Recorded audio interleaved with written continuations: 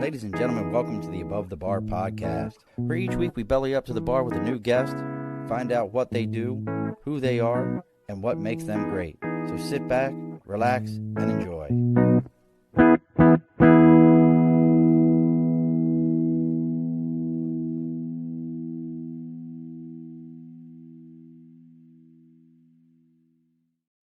Alrighty, folks, welcome back to the Above the Bar podcast. It's your host, Sean. It is the second Wednesday in January because we did one on the 1st of January. So how about that? We're just rolling right along. 2 shows already into the year. And tonight we have bellied up to the bar. As you know, if the equipment breaks and things aren't working right, we know why, because every time we have a guest, see that? It's already started. Every time we have a guest and we talk about ghosts and we talk about paranormal or anything paranormal related, this always happens. And I forgot to even ask our guest where he's at. See, that's it, because he's in parts unknown. He's secretly hiding so that the spirits can't find him. So you're going to have to use your Ouija board. That's Ouija for those of you that actually know how to pronounce it. Use your Ouija board, all those kind of things. And then you can find our guest. So I'm just going to say, and then he can tell us if he feels like it. Joining us from parts unknown, it's paranormal author John Olsen. Thanks so much, Sean, for having me on. Absolutely. I told you I had no idea. I tell everybody, I have no idea how I'm going to introduce folks. But where are you at, John? Do you want to tell us what state you're in? Yeah, I'm in northern Utah. So right, not too far from the Idaho border. So right there in northern Utah. It's an area called Cache Valley. Oddly enough, it's actually called, so part of northern Utah and part of Wyoming and part of Idaho is called Bridgerland. That's how I got the name Stranger Bridgerland.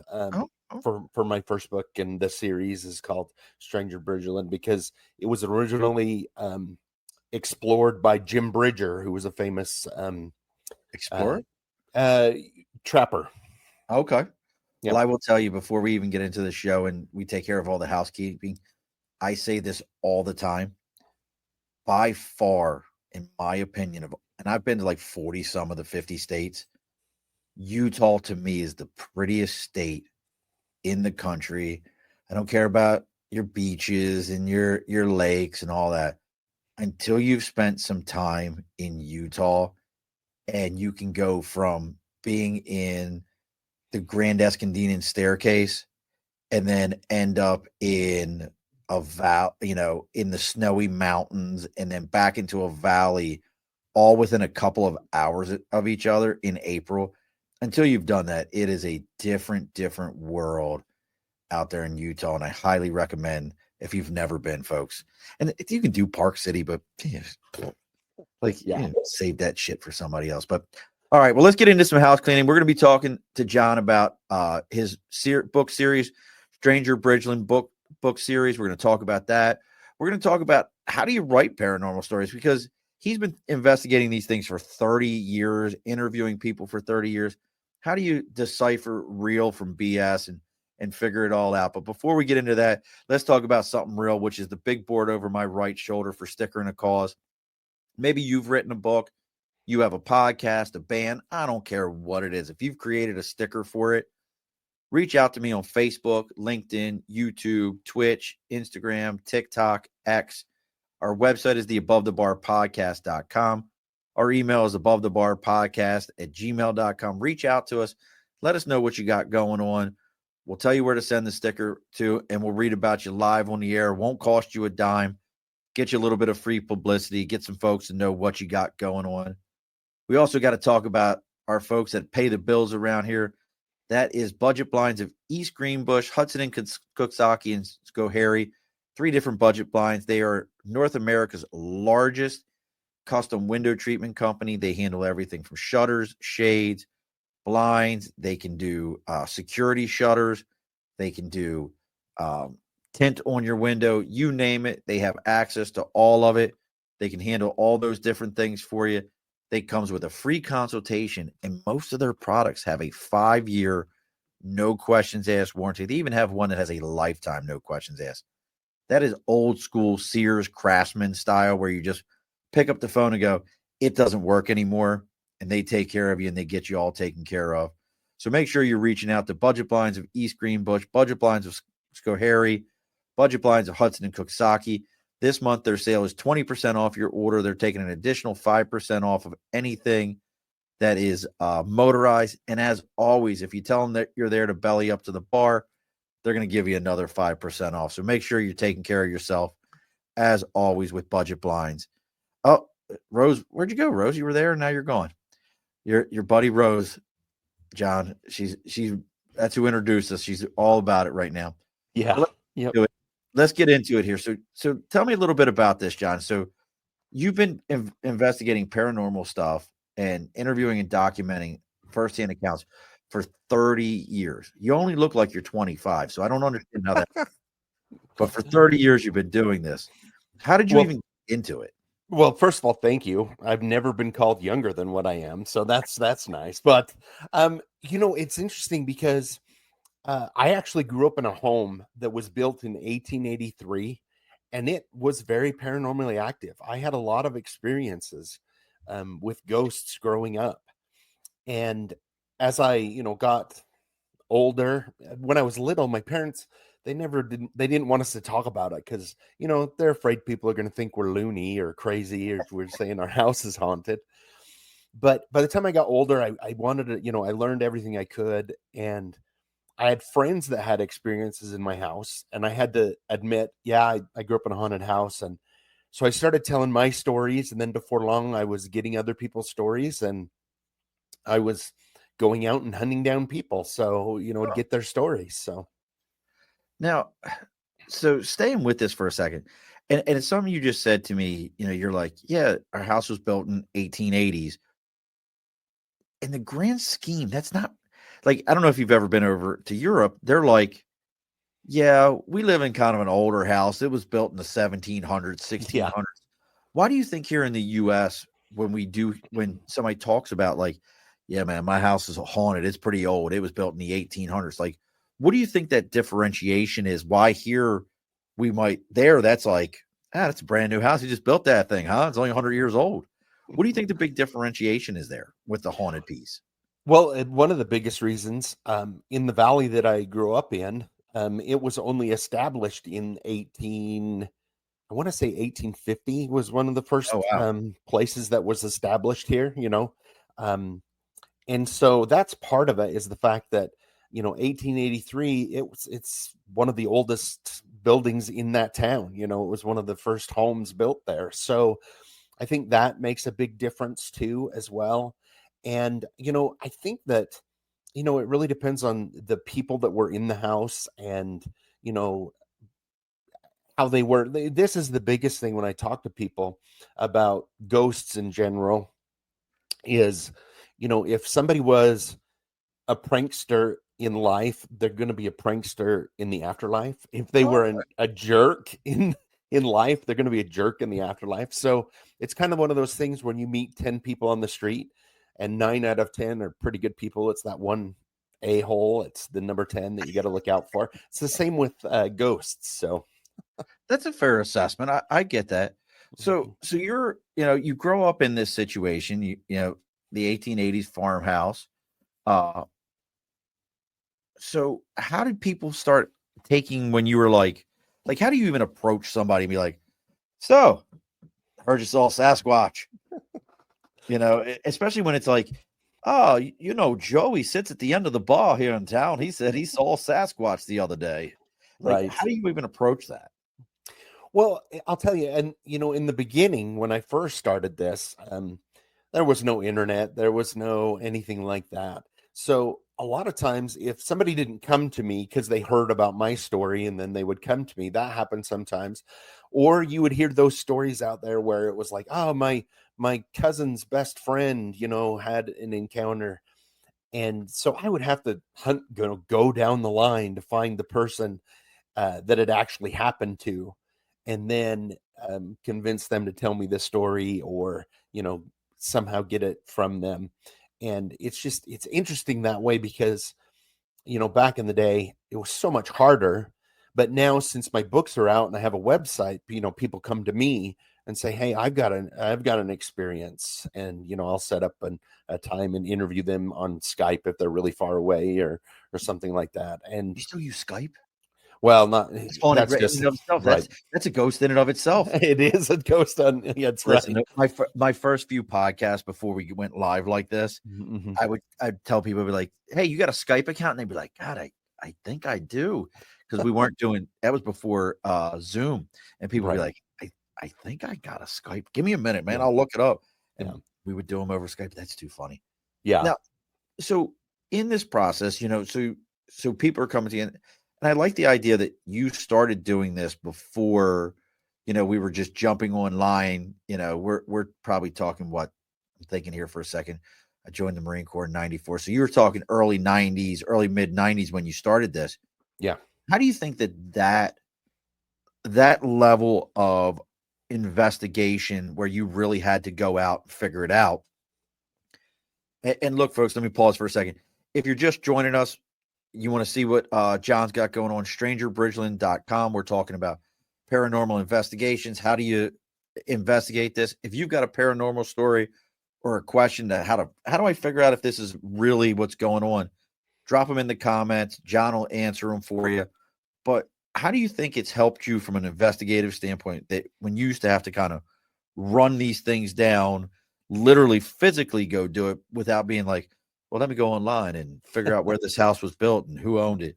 Like, how did that help you in your process?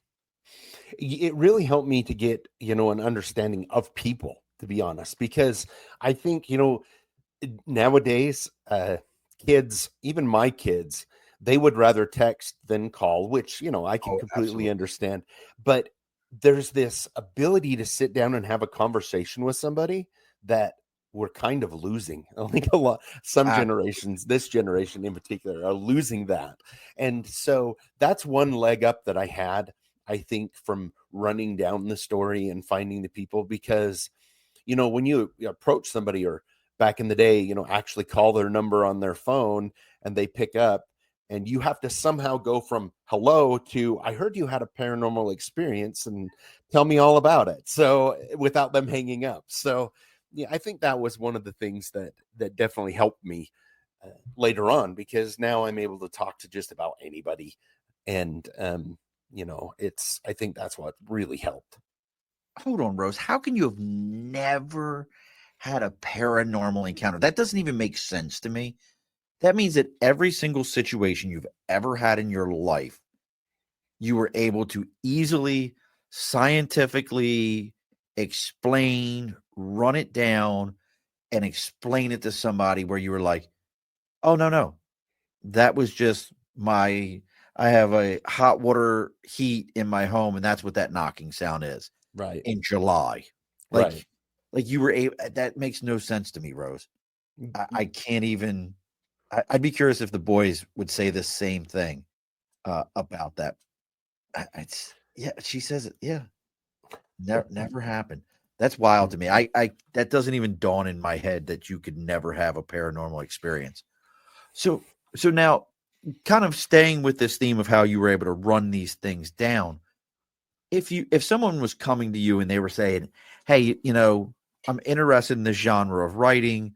I'm thinking about writing about paranormal. I had an experience. I have a really old house. It was built in the '90s." Um, that's what these kids Yeah. say. Like, "Man, that shit's old. Yeah. It's from the '90s." Like, Yeah. yeah. But somebody came to you and was like, "Hey, I'm thinking about this style of writing or getting into this genre, whether it's to write fiction or nonfiction. What are some of the things that you've learned over your time from the investigative side of it that you would suggest to them? A couple of ideas to make it better for them." Well, at first I would start out by just reading some good paranormal stories, and finding out, um, how you like to write. One of the things that I wanted to do when I started writing the books, I gathered them forever, but it was only about 10 years ago that I started writing them. And so growing up, I had undiagnosed ADHD. And it wasn't until my son was younger and we took him to the doctor, and the doctor was asking him questions. And I was like, oh, yeah, in my own head about me. And, but what that helped me with is the writing style that I like to do is I like to have short stories. So each one of my book has about 28, 29 short stories that are all paranormal.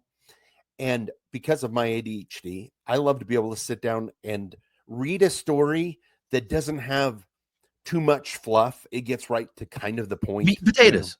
Yeah, the meat and the potatoes. Because that's something that I can connect to and I can go. So that's what I would suggest to somebody is find out what kind of writing style that you really like and what you like to read, and practice towards that. As you interview people, write those stories, have somebody read them and tell you, give you pointers on, well, I like this, I didn't like that. You need to, it's just repetitive work. And then, every one of my books, I feel like gets a little bit better because of my writing style gets better. So how about your vetting process so that you're not like, again, as I joked around, like, Herb, he sits down at the end of the bar. He's always drunk, but he saw Sasquatch. Like, how do you vet that out? Because, some people just passionately believe that, like, no, I saw it. It was there. Yeah. I'll give you an example. I just was watching a video recently, and it was a hunting story where the guy was like in his hunting blind, and they said it was like 4:30 in the morning, 5:00 in the morning, and all of a sudden they heard bang, bang, bang, bang. Like the guy was just let loose his rifle, and they were like, there's no way he shot anything this early. And they go over to see what's going on, and the guy's like running towards him. He's like, what's going on? He's like, I just shot Sasquatch. I was sitting in my blind, and he reached in and he grabbed my cell phone out of my hand. And they're like, what? So they're like, well, let's go look. And he's like, you guys can go look. I'm leaving. And the guy went back to his truck or whatever. Well, sure enough, they went and investigated. I don't remember where they were at. And this was I think they were in Texas, because this seems like a very Texas thing.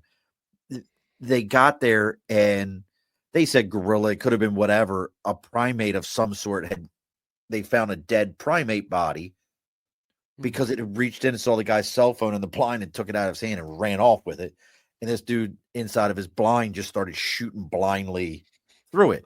So how do you vet that kind of a story from, yeah, this really happened? Like, what's your process? Well, when I'm able to interview somebody, so first of all, the number one thing is it has to come from the person that it happened to. I have to interview that person. It can't be, because there's a ton of those stories out there where it's like, oh, that happened to my cousin's friend, and this is what happened. I have to actually be able to look at the people and talk to them. That's the main thing. And then after that, I just kind of have to go off of instinct when I'm listening to them. It's amazing to me how many people will be telling their story to me, and they're in their mind, they're transformed right back there, and they get emotional. And so this might sound weird, but the vast majority of the people that I interview, I feel like they're being very honest. Could it have been something else, and then that's what they thought? That's entirely possible. But as for them trying to pull the wool over my eyes, or just trying to find, get clout or whatever like that, it's so very rare that happens. And look, folks, if you're just joining us and you're interested in what we're talking about, we're talking with John Olsen. He's written the Stranger Bridgerland stories, strangerbridgerland.com. And Bridger is with an ER at the end of it, just so I'm saying it right and it makes sense to everybody. If you got questions, let us know. If you're out there listening to us, please take a moment, share this with your own network so other people can know what John's got going on. So how about stories that you've heard, John? Like I said, we've got stories in these books of ghosts, monsters, haunting, glitches in the Matrix. I'm always curious of when people talk about that. That's a very newer thing since the Matrix movies. Sasquatches and UFOs. Before I ask you about what is your one story that you were like, this is holy crap story, and you're like, and your other one where you're like, yeah, really, this is crap story. What kind of glitches in the Matrix? I'm very interested in that, because I feel like that, again, that's a newer term we hear. Like nobody back in, like, the times of Jesus were like, Lord, there's a glitch in the matrix. I saw a cat disappear into a wall. Like, Right. like this is such a newer phenomenon to hear. What Mhm. what kind of stories are we getting about that? So they can vary quite a bit. I have a story from a woman that I interviewed who she travels for work, and she happened to be back east, and it was in the fall, and she got done with her training early, and there was near her where she was staying, there was this trail that went around this huge pond. It was a big pond, almost a small lake, and she was walking it like she did in the afternoons, and she was coming around, and two people on bikes, kind of came around the corner and came past her, and they kind of waved and nodded at each other, and um then as they disappeared behind her, they reappeared coming around the same corner again, and she stopped and they stopped, and they're kind of looking at each other, and they were like, how did you do that? And she's like, no, how did you guys do that? They both had experienced the same thing. It was almost like a skip on a record. Oh It shit! played Like you went through again. a wormhole and didn't know it. Yes. Yeah. One of them went back, or they both went back. It's something like that where it seems like a glitch in the matrix. But what I liked about that story was, even though I only interviewed her, the other two people had experienced the same thing, and it was just really strange like that. So um that's very similar to some of the glitches in the matrix stories that I've collected. The other one that happens every once in a while, for example, there was a kid. He grew up in Missouri, and he was telling me that across next to his house was a field and then a really old farmhouse. And when he was about 15, this old couple bought the old house. And when him and his dad talked to him, they couldn't decide whether they were going to tear it down and build a new house, or whether they were going to restore the old house. And they chose to restore the old house, and they did. And he remembered, all through high school, he mowed their lawn, and they'd had an article written in the paper about how beautiful the house was when they were done. Well, jump forward to, I think it was 15, 20 years, and he had moved out of town. He went into the military, and his parents had moved. But after he'd been out of the military, him and his kids and his wife were going through near that town. He goes, oh, let's go see, my old hometown. You guys never seen it before. And when they were looking at his old house, he noticed that there was a brand new house where the old house had been. And he thought, oh, that's too bad. I wonder what happened. And so he just went and knocked on the door, and this younger lady answered, and he goes, I used to live over there, and I remember mowing the lawn for your parents. What happened to the old house? And she goes, oh, well, they when they bought it, they decided to tear it down and build a new house. And he goes, no, he says they remodeled it. They Yeah. remodeled, completely restored it. And she's like, no, they tore it down, and they had passed away, and she'd taken the house. And he even went to the library, because he's like, it was in the paper, and it's changed now. Everybody else remembers it, that they tore down the house and built a new house rather than restoring the old house. So Oh, yeah. that's it's like, how does that like that's like the Mandela effect. Yeah, I like to refer to them as like personal Mandela effects, where instead of, a bunch of people, it may only affect one or two people. Now I'm curious, what So, was his dad still alive? no, his dad was gone. I believe he had one brother still alive, and when he talked to him, his brother was like, no, they tore it down and built a new one. So he's actually the only one that remembers it. But Oh, he's like, I mowed that lawn for this old couple every week for like 3 years while I was going to high school. I know what it looked like, and it was beautiful, and it doesn't exist anymore. and So no picture, no pictures of the finished product. no, Wow. like he was saying, I remember when they finished, the local paper did a big thing on it, because it was an older farmhouse that had been restored, and it was beautiful, and Wow. and now that's gone, and yeah, it's not the same at all. So That's wild. See, that's those things where, to me, it's like, whether he's remembering it wrong or whatever it is, like, how does one's mind just like, no, this is what was going on there. I remember what was going on there. I cut the grass for 3 years. I know what that house was. right. That's wild right there. No. So, and look, folks, if you're just joining us again, John Olsen, he's a paranormal author. He's written the Stranger Bridgerland series, strangerbridgerland.com. You can see what he's got going on. So, my next question for you there, John, is, and before we get into your best and worst stories here, is that the only writing you're doing is just paranormal stories, or is there anything else in your repertoire? No, it's really just paranormal that I focus on Okay. doing. So it's kind of worked out really well for me. And I may down the road write something more of Children's a children. novelization or something. Yeah.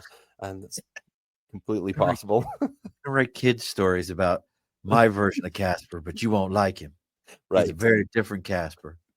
Uh, so now, in your experiences going out and doing these things, uh, what is probably for you the one that, like, you really dug into this story? You were like, oh my gosh, this is the one. They've got crop circles, the UFO, they've got the alien hand, the whole 9 yards. And when it was all done, you were like, wait a sec, hold on. Like, is there one of those for you?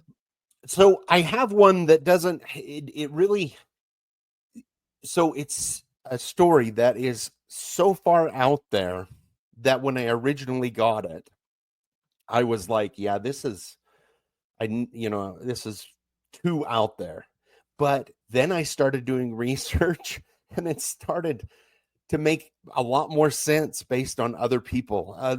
And I'll tell you the story, Yeah, please. and you'll see what I'm talking about. You'll see what I'm talking about. So I was working at this place, and this younger guy worked there, and he'd heard about me telling some stories, and it took me a long time because I knew he had a story, but he didn't want to tell it.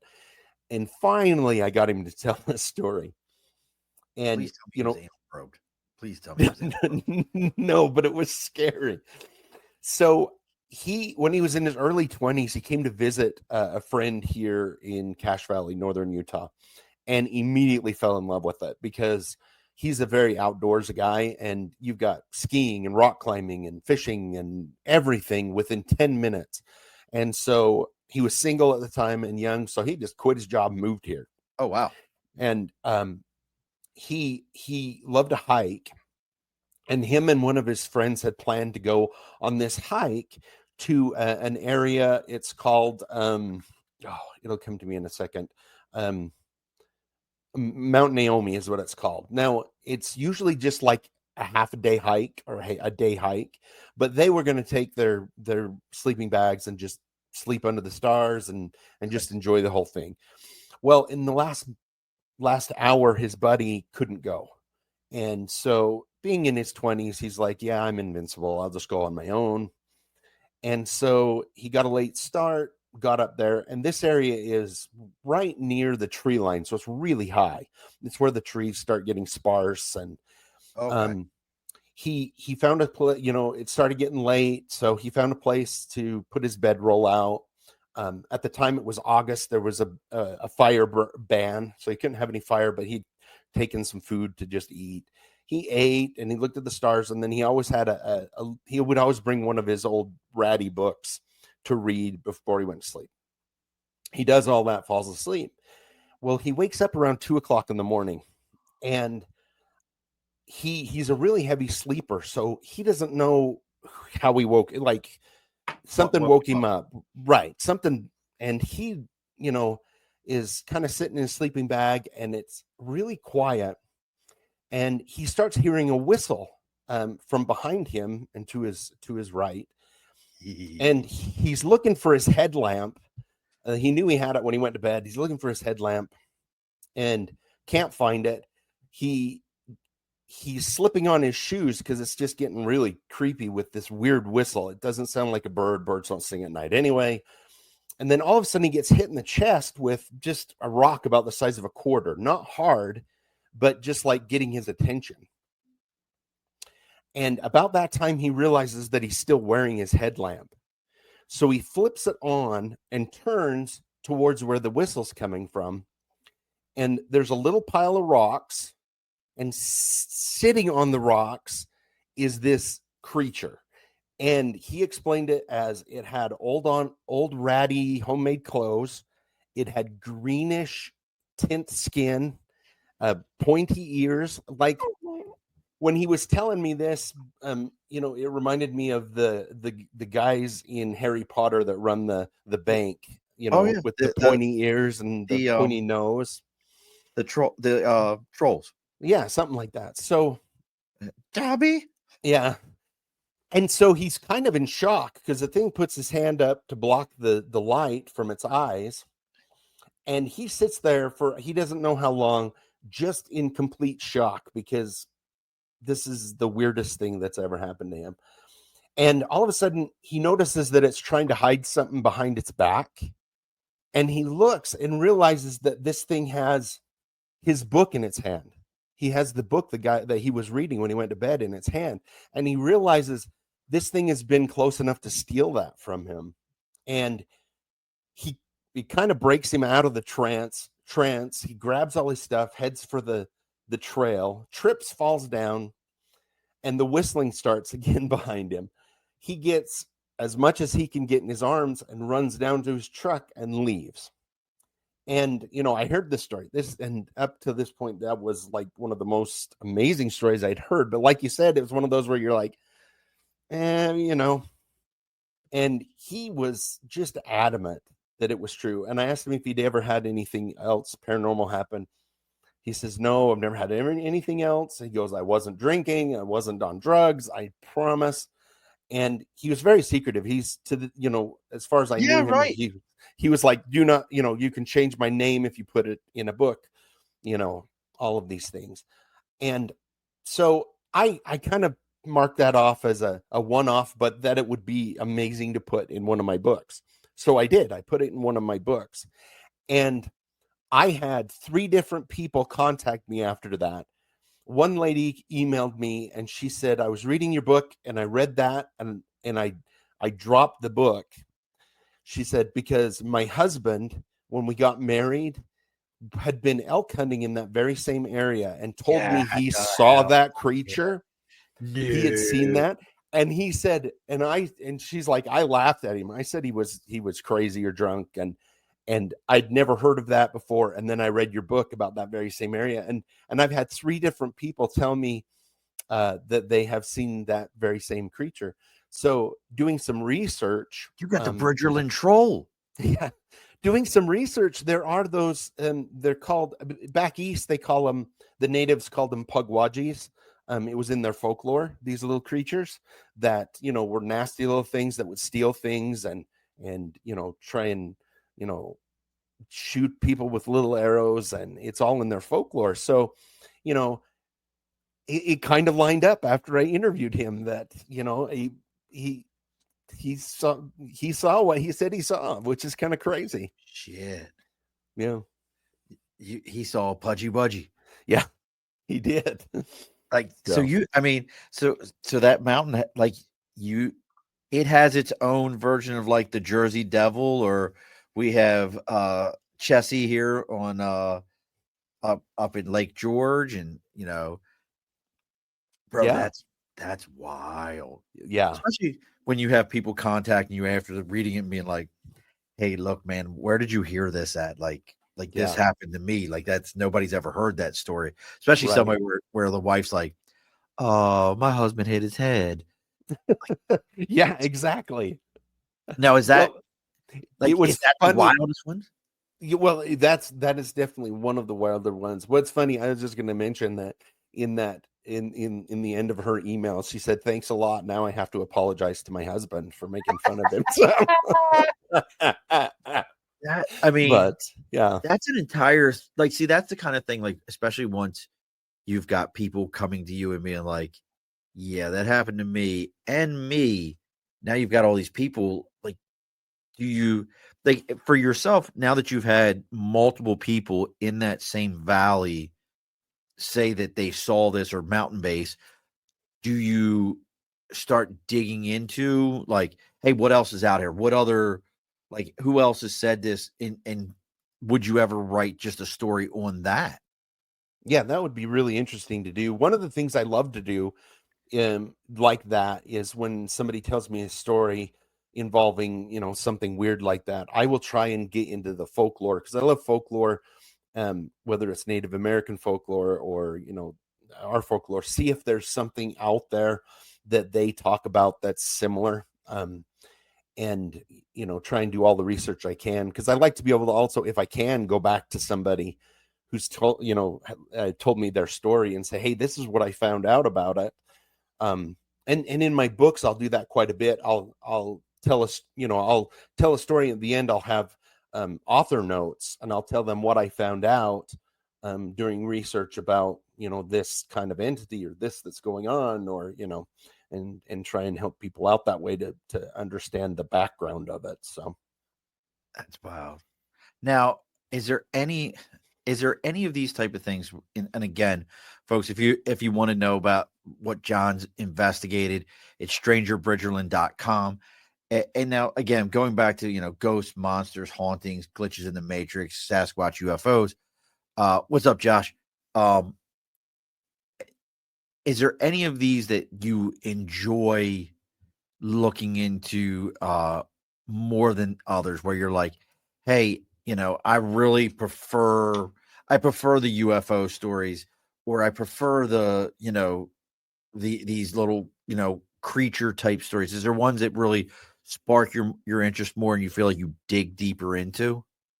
well, I think all of them kind of come around full circle because there's times when what's really weird, and I don't know if it's synchronicity or whatever you want to call it, but when I start, gathering stories, my next book that comes out is going to be called Stranger Idaho, because all of the stuff will be in Idaho. My last one was Stranger Utah, which was all stories in Utah.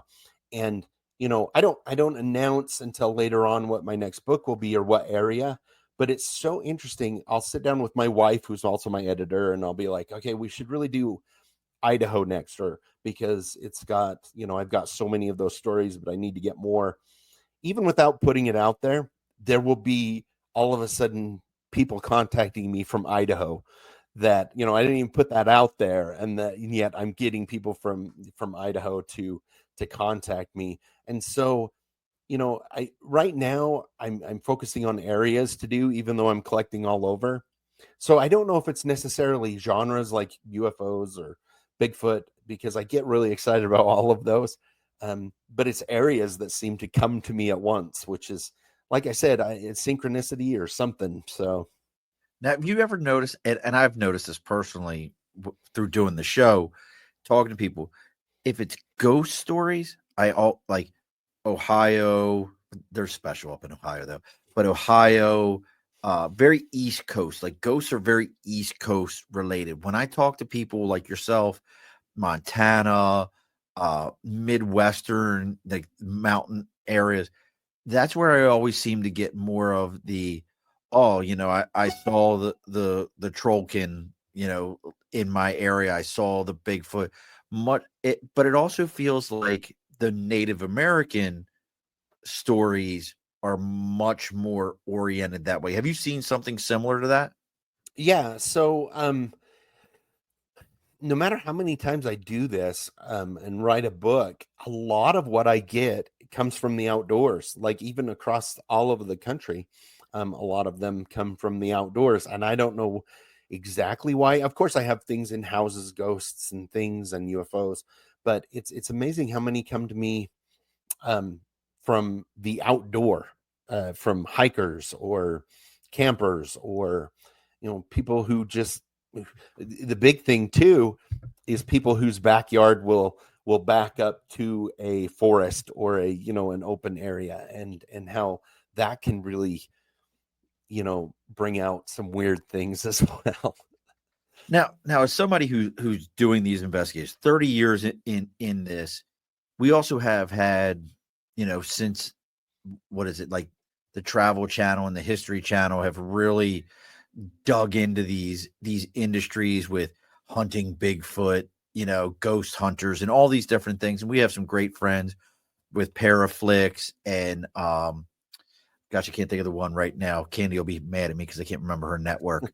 But we have all these different networks that are out there and they do these investigations, and Spirit Realm, the folks at Spirit Realm, with all these different industries out there doing this, as somebody who's, for lack of a better term, grassroots been doing it. Do you feel like it's become watered down, where it's like, where people are like, yeah, I saw the ghost. Like how has that kind of changed how you've seen things? It's interesting because some of those shows I love to watch as well. People just need to remember that, just like about everything else, there is production value in any show. You know, even those guys that used to buy abandoned lockers, and then they would open up and find a Van Gogh. You've got to take it with a grain of salt. Yeah, you've got to take it with a little grain of salt. And I'm not saying any of them are necessarily faking things. But for one of my biggest examples of this is, I still get a lot of people who will send me a video saying I caught an orb on my camera. And they don't realize how IR works, that if a bug comes by or a piece of dust, it's going to glow off of IR light. And there's a few shows that they, like, for a long time, it seemed like they were just throwing dust at the camera and yelling, like, orb, like, look, it's an orb. Like a handful of talcum powder, it's an orb. Like, yeah, really, bro, come on. And if you get somebody that sends you one of those videos, you have to be really delicate, because if you're like, well, I think it's dust, they get really angry sometimes. Oh yeah, like, how dare you?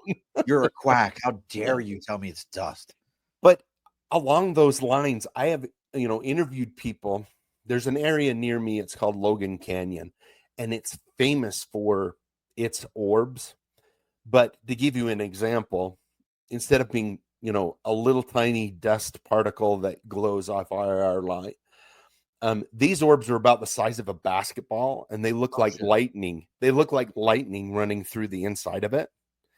And so there's a big difference between that and a bug or dust necessarily. And when I think of orbs, that's what I think of. It's things the same, I'm serious. It's like the size of either a volleyball or up to a beach ball size.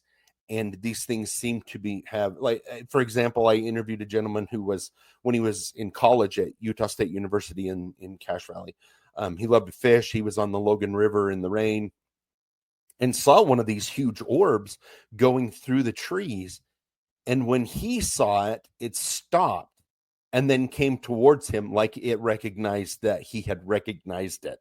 Like oh shit, somebody saw me. Yeah, exactly. And so, definitely you have to take some things that you see on TV with a grain of salt. And the other thing too that drives me crazy is, now with AI, you can make almost any video you want to with AI. So you just got to be really, careful. And it takes a lot of sometimes vetting when it comes to videos or pictures or something like that, because there are definitely, real things out there that people have gotten pictures or videos of. But well, look, folks, we're getting pretty close here to closing the bar. For those of you that are watching us live, if you've got questions for John, maybe you've got a story that you think would be worth his book, or you just got a story you want to tell everybody, drop it here in for us. We'll talk about it. If you want to reach out to John, you can find him at strangerbridgerland.com. Going back to the orbs for a second, it's funny you mentioned this. I haven't thought about this in years. That's actually, I remember being a kid and reading a book, and it was one of those like Ripley's Believe It or Not books when they used to come out. where they've been able to explain something similar to that. Have you ever heard about the balls of lightning on planes? Yeah, I have. And it has something to do with static electricity in the air and the plane. Now that's something the other side to that is what's interesting to me as you're saying that. I can remember reading that in the Ripley books, and now everything's online, everything's in the news. I've never heard a story about that since reading those books as a kid. That's interesting. Yeah, it really is too. Yeah, and where it was during a rainstorm and stuff, I thought maybe ball lightning, but he just the way he saw it and felt like it recognized him and then came towards him. There was something with it, but you just never know. I mean, it's amazing some of the things that are going on, like right now with all of the drones that are going on the East Coast, and just like the drone thing. Real quick here.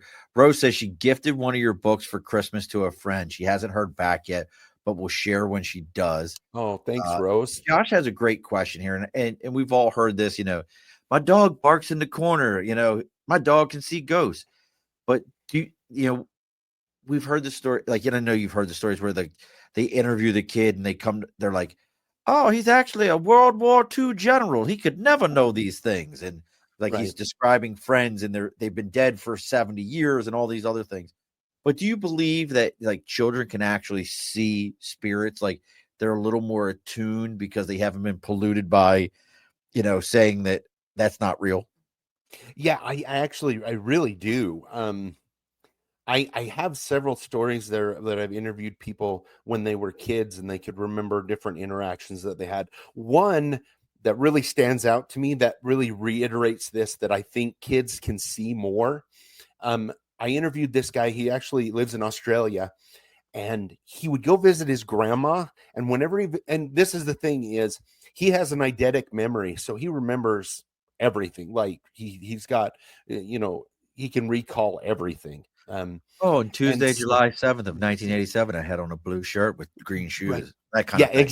That kind of thing, exactly. And he, as a kid, he would go to his grandma's with his mom, and his mom and grandma would have coffee in the front, and he would go in the back and play with this little boy that had on, old style clothes and everything. And he remembers talking to the boy and playing with the boy, and the boy telling him that he came across on a ship and he got sick and they made him stay in the hospital after the ship. And then he hasn't been able to find his parents since. And over the years, the little boy got harder and harder for him to see until by the time he was 8, he couldn't see him anymore. But later on, he found out that where his grandma lives just down the road was one of those quarantine stations from the 1800s where anybody that came off the ship who was sick had to stay in there until they were better. And so and he remembers all this, and in his mind when he was little, he could just see the boy, and the boy had come up from down the road where he had died, and he knew that he could see him. And they played, like I said, for many years when he visited his grandma, and he would tell grandma and mom about it, and they just thought he had an imaginary friend. But because he has such, the eidetic memory, he remembers it like it was yesterday. So, yeah, that's not cool. And Josh says the reason he's asking this is his 2-year-old says that he sees a black monster in our home sometimes. That's why he's asking. Josh, that's called mold. You need to call your landlord, tell him to clean that up. That's what. No, I'm kidding. I have a suggestion for Josh. Don't let Ronnie know that I said that, because I ain't. But so, what's the suggestion? So not too long ago, a couple of years ago, I was contacted by a family, and they had a little girl that was about between 2 and 3, and she would wake up at 3 o'clock in the morning every morning screaming about the man in her room. And so, I came and I talked to the family. We talked to the little girl, did some research. Come to find out that she was adopted. The little girl was adopted, and through I had a paranormal group come through that I trusted that would kind of do EVPs and try. And through all this, we found out that it was actually her grandpa who had passed away from the other family, who was just coming to check on her, but didn't know, he was scaring her necessarily. And all Oh, it wow. took was the family at night for the first couple of days when they put her to bed, they would just say out loud, "Hey, Bob, we know you like to check in on her, but it scares her because she can see you. Please don't." And it went away. So sometimes just speaking out loud and saying, "Hey, this is my house now. Please don't scare my kid." It actually works. I've seen that work several times. So Candy and Ashley and gosh, I can't think of the other gentleman's name right now from over at Spirit Realm. We've talked about this where I'm a firm believer because I had somebody say this to me one time. Any house I've ever owned, moved into, whether it was on base, anything like that, I walk through the house and have a conversation. This is my home now. I live here. We appreciate everything you've done, but it's time for you to go. You're released from this house. You can go now. And anytime I've done that, I haven't had any issues. Times that I haven't, things go missing, things get bumped, things make noises. And yeah, Josh, we were just talking about that. He's heard that some children also can remember lives before. That's a whole thing where if you look that up, there's a very well documented case where a kid was like started talking about being in the Second World War and his unit and all these things, and there's no way this kid could have known it. And they started tracing who he said he was and were able to find surviving members of the unit and all these other things and people that had been around it. And it was really super wild. We're getting closer and closer here to closing everything up. Is there any area, I don't care if it's the US, overseas, anything for yourself where you're like, man, is there a place where you're like, I really want to go? I heard this story. I'd like to talk to this person, or I'd like to investigate this story to see, how real can it very much can it be? I've got a bucket list of places I want to go visit just because of all the stories and everything like that. I tour through England and all of the castles there, places in New Zealand. Yeah, I could go for an hour telling you all the places I would like to go see and like to, just to walk around and get the feel of and talk to people. So yeah, there's a lot. So I'll tell you, is there one that sticks out? The number one. Again, I want to go to the Tower of London really Oh, bad. I really? want to go to the Tower of London. Yep. There's a lot. There's definitely a lot there because there was like tortures and everything in that place, wasn't it? Yeah, and a lot of famous ghosts there. Henry VIII's wives and just a ton of stuff like that. I got to tell you, John, I think what I love about your approach is, again, we've had a lot of paranormal investigators on. We've had, people that's their thing and their, EVP and I Candy and then would yell at me because I always forget the name of it, where they're blindfolded and they put the headphones on and they can't hear anything because it's got the white noise, and one person's asking questions and they're like, "What's your name?" "Dave." Yeah. Yeah. 7. And like they have no idea what the questions are. And that one always blows my mind. But Yeah. what I love about your approach is you're not like, oh, there's a house in my neighborhood that's supposedly haunted. I'm going to go myself and spend the night in the basement. You're just looking for people's stories and telling their story and kind of investigating. Well, wow, you actually do live on, like Poltergeist. Hey, they did build your home on Indian burial grounds and no one knew about it. Huh? That was a thing at the time. I mean, that's such a unique approach, and I have to give you kudos for that because I don't know how many people out there are still doing what you do.